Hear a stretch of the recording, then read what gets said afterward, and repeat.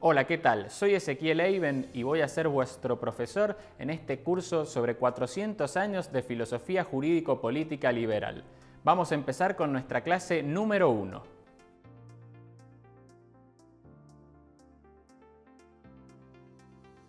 En su proclama del 19 de julio de 1819, José de San Martín le dijo a sus compañeros del ejército de los Andes: «Seamos libres y lo demás no importa nada. La muerte es mejor que ser esclavos de los maturrangos».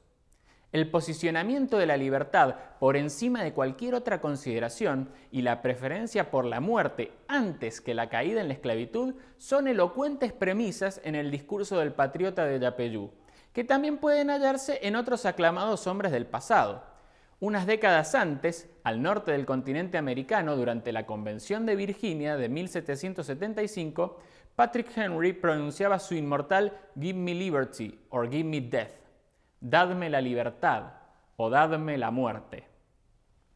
Como atestiguan ciertas revoluciones y renombrados episodios históricos, la libertad ha sido la aspiración e inspiración de personas ilustres, conocidas, desconocidas, jóvenes, mayores, pensadores, luchadores.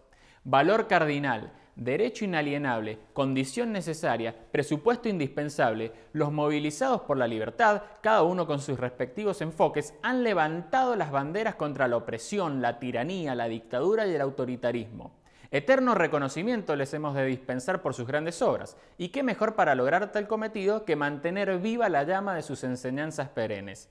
Los aprendizajes de lo escrito y lo sucedido nos ayudan a moldear el mundo actual en el que vivimos. Específicamente, como miembros de la comunidad de la ciencia jurídica y política, podemos rescatar valiosísimos contenidos y testimonios para armonizar los aportes del derecho con los requerimientos de una sociedad civilizada.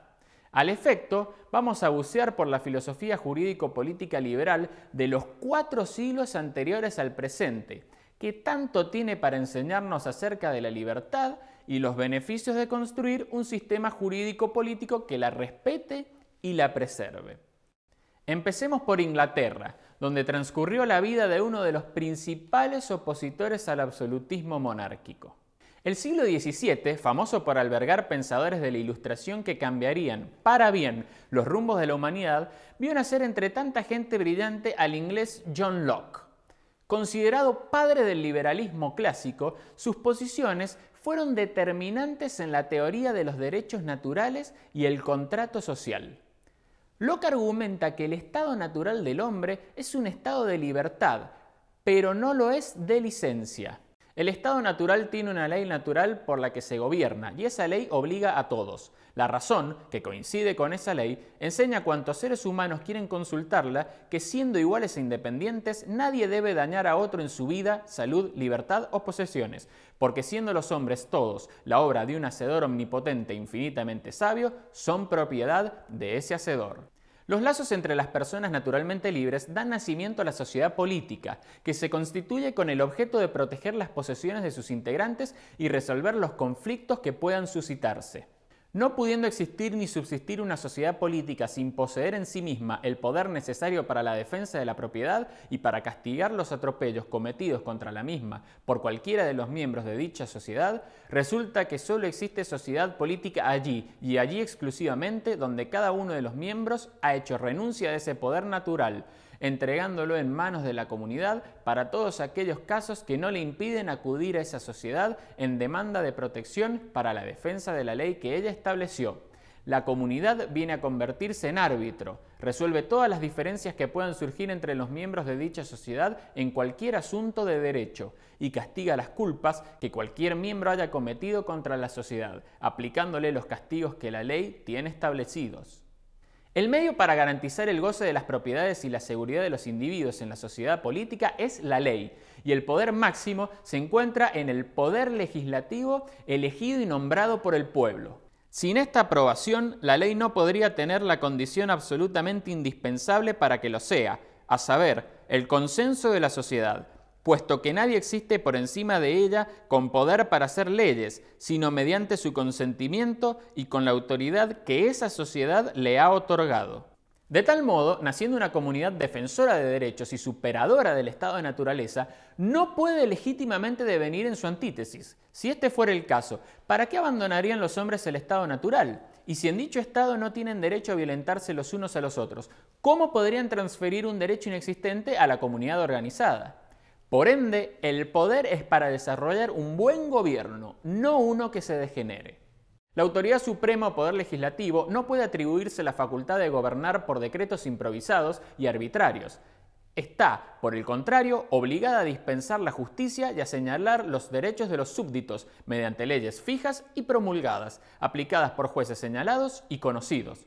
El poder absoluto, arbitrario o el gobernar sin leyes fijas establecidas no pueden ser compatibles con las finalidades de la sociedad y del gobierno. Si el poder se vuelve tiránico y no cumple el propósito para el cual fue otorgado, hay derecho a resistirse. Tiranía es el ejercicio del poder fuera de derecho, cosa que nadie debe hacer. Quien ejerciendo autoridad se excede del poder que le fue otorgado por la ley y se sirve de la fuerza que tiene al mando suyo para cargar sobre sus súbditos obligaciones que la ley no establece, deja por ello mismo de ser un magistrado y se le puede ofrecer resistencia, lo mismo que a cualquiera que atropella por la fuerza el derecho de otros. Entonces, pasando en limpio, los individuos son libres en su estado natural, se asocian en una comunidad política para defender sus derechos y posesiones, aquella resuelve los conflictos y castiga a los culpables, y el instrumento por excelencia para regir las relaciones entre los miembros de la sociedad es la ley que emana del consenso del pueblo a través del poder legislativo elegido, no pudiendo este poder tornarse arbitrario. De excederse el poder, hay derecho a hacerle frente. La profundidad y pericia en los estudios de John Locke se ven complementadas con sus reflexiones sobre la tolerancia. En un contexto donde el gobierno inglés intentaba imponer una determinada corriente religiosa con el visto bueno y el apoyo de una batahola de fieles, él prefirió promover las ideas contrarias, esto es, el respeto mutuo entre cristianos, el respeto hacia los fieles de otras creencias y fijar justas fronteras divisorias entre la Iglesia y el Estado. Ninguna persona privada debe, en ningún caso, perjudicar o disminuir los bienes civiles de otro, porque éste se declara extraño a su religión y a sus ritos. Éste debe conservar inviolablemente todos los derechos que le corresponden como hombre y como ciudadano. Estas cosas no pertenecen a la religión. Tanto al cristiano como al pagano se le debe ahorrar cualquier tipo de violencia y de injuria. Más aún, a la medida de justicia se le deben añadir los deberes impuestos por la bondad y por la caridad. Así lo ordena el Evangelio, así lo dicta la razón y la sociedad que la naturaleza ha hecho posible entre los hombres. Si un hombre abandona el recto camino, es un desgraciado que se perjudica a sí mismo, pero para ti es inocuo. No debes, por lo tanto, castigarlo duramente, privándolo de los bienes de esta vida, porque supongas que será condenado en la vida futura. Lo que he dicho de la tolerancia recíproca entre personas privadas que tienen creencias religiosas distintas, pretendo que valga para las iglesias particulares, que en sus relaciones mutuas son, de alguna manera, de las personas privadas, y una no tiene potestad sobre la otra, ni siquiera en caso de que el magistrado civil, como a veces ocurre, pertenezca a una de ellas, ya que el Estado no puede atribuir ningún nuevo derecho a la Iglesia, como tampoco la Iglesia al Estado. Ideas como las de Locke dieron origen en Inglaterra a la llamada Revolución Gloriosa de 1688, cuyos principios el pensador luego contribuyó a sistematizar. Aquel memorable acontecimiento fue un triunfo de los defensores de la libertad contra los partidarios de la imposición. Así es descrita por uno de sus admiradores 300 años después, Juan Pablo Fussi. Las consecuencias fueron eminentes. La revolución concedió la libertad religiosa, aunque no la completa igualdad política. La minoría católica y por tanto Irlanda quedó privada de ciertos derechos. Reforzó la independencia judicial, purificó la administración de justicia, abolió prácticamente los delitos de naturaleza política, garantía esencial de la libertad, estableció un nuevo equilibrio de poder entre el rey y el parlamento, sometió a la autoridad de éste la fijación anual de los gastos militares y la aprobación de los impuestos, hizo de la Cámara de los Comunes la primera institución del Estado, abolió la censura y estableció la libertad de imprenta, esto es, de expresión, medida capital que Macaulay, el gran historiador liberal, juzgó con razón como la más decisiva de las reformas revolucionarias. Los corolarios de la libertad que hoy defendemos, libertad de conciencia, libertad de expresión, libertad de publicación, libertad religiosa, han tenido a sus gallardos precursores en la Inglaterra que habitó uno de sus abanderados, John Locke. En él encontrarían un foco de sabiduría los exponentes de una cultura de raíz sajona que empezaba a independizarse cruzando los mares. Pero eso es tema de nuestra siguiente clase.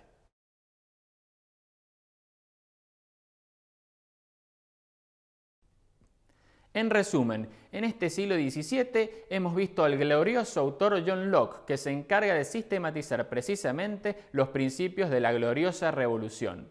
De sus enseñanzas aprendemos que tenemos derechos naturales, que la autoridad debe respetar estos derechos naturales y que la tolerancia es una práctica virtuosa entre fieles de un mismo credo, entre fieles de distintos credos y entre personas distintas en general. Nos vamos a estar viendo en la clase número 2, cuando vayamos a examinar lo que sucedió en el siglo XVIII.